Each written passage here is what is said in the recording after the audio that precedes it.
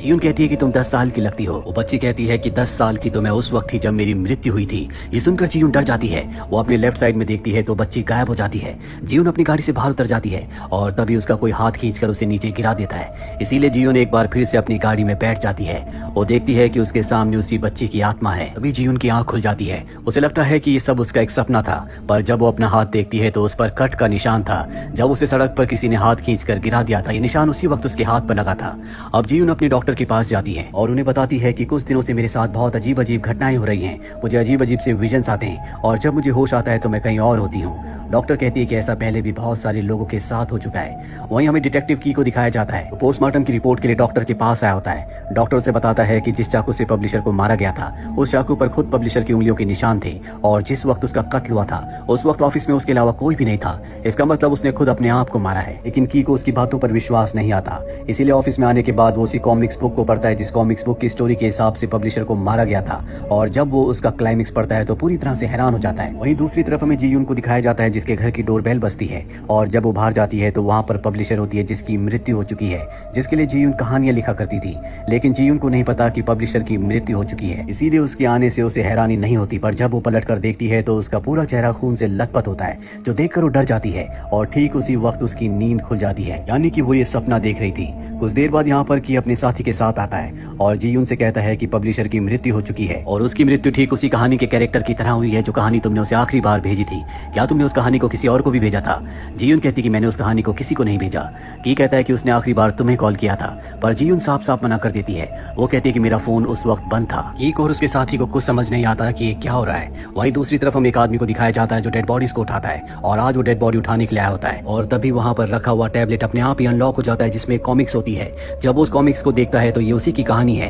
दरअसल आज से 5 साल पहले उसने अपनी पत्नी को मार दिया था। ये कॉमिक्स देखकर वो हैरान हो जाता है। वो जल्दी से यहाँ से निकलना चाहता है लेकिन तभी डेड बॉडी उसे पकड़ लेती है और उस जगह डाल देती है जहाँ पर डेड बॉडीज को रखा जाता है। वहाँ पर उसकी पत्नी की आत्मा आती है जो अब उसे मारना चाहती है। दूसरी तरफ हमें जीयून को दिखाया जाता है जो इसी कॉमिक्स को देख रही होती है और अब उसे भी शक होता है कि कुछ न कुछ एक बार फिर से गड़बड़ होने वाली है। इसीलिए वो हॉस्पिटल में पहुंच जाती है, पर इससे पहले कि वो उस आदमी को बचा पाती उसकी पत्नी की आत्मा उसे मार देती है। ही किसी वक्त की भी यहाँ पर पहुंच जाता है और अब की को लगता है कि जीयून ने इस आदमी को मारा है। इसीलिए उसे पकड़कर अपने साथ ले जाता है और उससे पूछता है कि जो भी तुमने कॉमिक्स में लिखा है हूबहू वैसे लोगों को मारा जा रहा है, इसका मतलब ये है कि तुम एक कातिल हो। जीयून कहती है कि मैंने किसी को नहीं मारा। 1 साल पहले मैंने कहानी लिखी थी जो बहुत ज्यादा प्रसिद्ध हुई थी, लेकिन उसके बाद मुझे कभी किसी कहानी का आइडिया नहीं आया। पर एक दिन मुझे एक मेल आया जिसमें बहुत सारी फोटोज थी और उन्हीं फोटोज के हिसाब से मैं अपनी कहानियां लिखने लगी जो कि लोगों को बहुत पसंद आने लगी। वो मेल मुझे कौन करता है मुझे इस बारे में कुछ नहीं पता और अब सबको यही लगता है कि जो भी जीयून को मेल करता है वही असली कातिल है। आईपी एड्रेस से उस लोकेशन का पता लगा लेते हैं। इनके पास एक बच्ची का केस भी आता है जिसका नाम सीओ है जो कुछ सालों पहले गायब हो गई थी और उसकी आखिरी लोकेशन वही घर होता है जहां से जीयून को मेल आया करते थे। अब वो इस केस की और भी इन्वेस्टिगेशन करता और की को पता चलता है कि आज से 5 साल पहले जीयून उसी घर में रहा करती थी। इसीलिए जीयून को वो उस घर में लेकर जाता है और उससे पूछता है क्या तुम सीओ को जानती थी? वो कहती है कि हाँ, अब मैं यहाँ पर रहा करती थी, मेरे पास कोई काम नहीं था। एक दिन मैंने सीओ को देखा वो दीवार पर स्केचेस बना रही थी, तभी कुछ लड़के आकर उसे परेशान करने लगे जिनसे मैंने उसे बचा लिया। इसके बाद हम दोनों की दोस्ती हो गई क्योंकि सीओ का कोई नहीं था। वो मेरे साथ मेरे घर में रहने लगी। पर एक दिन एक लेडी आई जिसने सीओ के ऊपर इल्जाम लगाया कि उसकी वजह से उसके बच्चे की मृत्यु हो गई। उसने जैसे स्केचेस बनाए थे ठीक उसी तरह से उसके बच्चे की मृत्यु हुई। हमारी लैंडलॉर्ड ने कहा कि अगर ये लड़की यहाँ पर रहेगी तो तुम्हें भी यहाँ से जाना होगा। हालांकि मैंने सबको समझाने की कोशिश की लेकिन किसी ने मेरी बात नहीं मानी और अगले दिन जब मैं घर वापस आई तो हमारे घर को किसी ने जला दिया था। उसके बाद मैंने सियोन को कभी नहीं देखा। अब ये उस घर के अंदर जाते हैं जिसे कभी किसी ने जला दिया था। वहाँ पर एक कंप्यूटर होता है और जब एक कंप्यूटर को ऑन करते हैं तो उसमें उसी तरह के स्केचेस होते हैं जिस तरह के स्केचेस कोई जीयून को मेल किया करता था। की कहता है कि ये काम सियोन का है पर जीयून को नहीं लगता। जीयून कहती है कि वो ऐसा नहीं कर सकती। अब ये दोनों के दोनों एक रेस्टोरेंट में आ जाते हैं जहाँ पर इन पर कोई नजर रख रहा होता है। तभी की के साथी का उसे कॉल आता है। साथ ही यहाँ पर जीयून को एक मैसेज आता है जो कि सीओ का होता है जिसमें लिखा होता है कि तुम मेरे पुराने वाले घर पर आ जाओ। ये मैसेज पढ़कर वो पूरी तरह से घबरा जाती है और की गाड़ी लेकर सियोन से मिलने के लिए निकल पड़ती है। हालांकि की उसे रोकने की कोशिश भी करता है लेकिन वो उसे रोक नहीं पाता। जीयून सीधा सियोन के पुराने घर पर जाती है। जब वो चारों तरफ देख रही होती है तभी उस पर कोई हमला करता है जिससे वो बेहोश हो जाती है। वहाँ की भी परेशान होता है कि जीयून कहाँ चली गई। वो अपने साथी को कॉल करता है। उसका साथी कहता है है कि वो कहाँ जा सकती है, अभी कुछ वक्त पहले वो तुम्हारे साथ रेस्टोरेंट में थी। ये बात सुनकर की को उस पर शक हो जाता है क्योंकि की ने उसे नहीं बताया था कि जीयून उसके साथ रेस्टोरेंट में थी, इसीलिए वो उसकी लोकेशन से उसे ट्रेस करना शुरू कर देता है। हमें की के साथी को दिखाया जाता है जिसकी गाड़ी में पीछे जीयून बेहोश होती है, यानी कि उसी ने जीयून को मैसेज करके बुलाया था। अब वो जीयून को एक सुनसान जगह पर ले जाकर चेयर से बांध देता है। जब जीयून को होश आता है तो वो उससे पूछता है कि सियोन कहाँ है। इसके बाद वो उसे एक स्केच दिखाता है जो छोटी बच्ची का होता है और कहता है कि मुझे पता है कि ये तुमने और तुम्हारी साथी सियोन ने मिलकर बनाया है।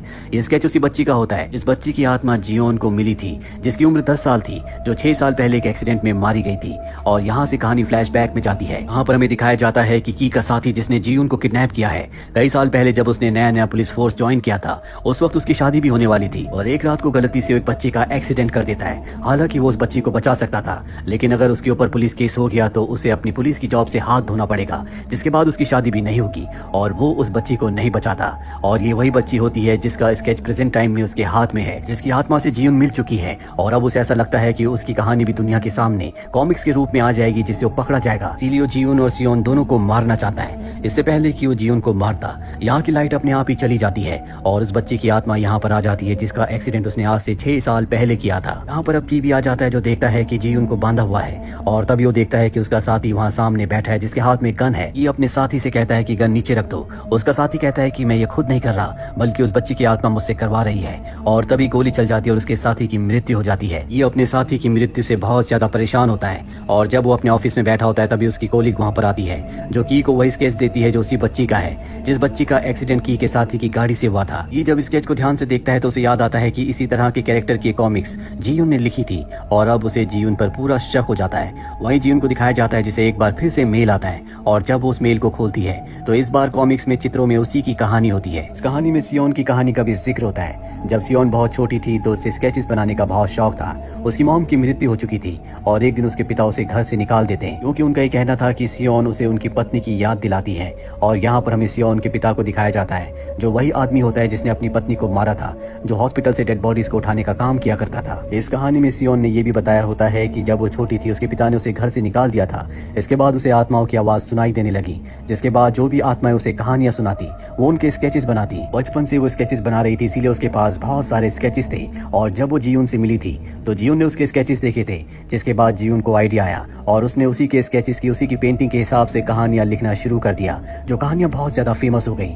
पर जब सियोन को बात पता चली तो उसने उसे कहा कि ये सब उन लोगों की कहानियां हैं जिनकी अब मृत्यु हो चुकी है, उन्हें इन कहानियों को पब्लिश नहीं करवाना चाहिए। लेकिन अब जीयून के मन में लालच आ चुका है क्योंकि इन्हीं कहानियों के बलबूते पर वो एक फेमस राइटर बन चुकी है जहाँ पहले उसके पास काम नहीं था। अब हर कोई उसे कहानियां लिखवाना चाहता है। हालांकि उसे सियोन मना करती है लेकिन वो समझ जाती है कि अब जीयून उसकी बात नहीं मानेगी, इसीलिए घर को आग लगा देती है और जीयून से कहती है कि तुम मेरे स्केचेस अब नहीं ले जा सकती।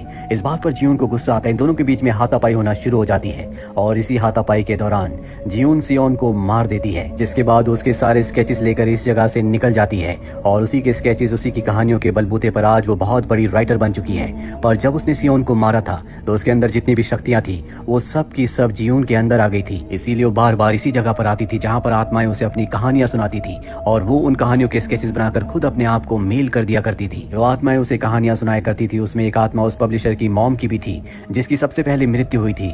दरअसल उसकी मॉम की जब मृत्यु हो रही थी तो उसने अपनी मॉम को नहीं बचाया था, इसीलिए उसकी मॉम की आत्मा ने उसे मार दिया था। दूसरी कहानी थी सियोन के डैड की जिसने अपनी पत्नी को मार दिया था और सियोन को घर से निकाल दिया था, इसीलिए बाद में उसकी पत्नी की आत्मा उसे मारकर अपना बदला ले लेती है।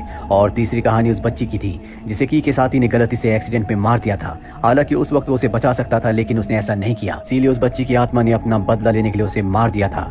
और अब जीयून उसी घर में होती है जहाँ पर कभी वो सियोन के साथ रहा करती थी, जहाँ पर आग लग गई थी। यहाँ पर इंस्पेक्टर की भी आ जाता है क्योंकि उसे जीयून पर शक है। इससे पहले कि जीयून को गिरफ्तार करता, जीयून उस पर हमला करके उसे जख्मी कर देती है। ये कहता है कि तुमने जो मुझे पहले अपनी कहानी सुनाई थी वो झूठी थी, तुमने सबको मारा है।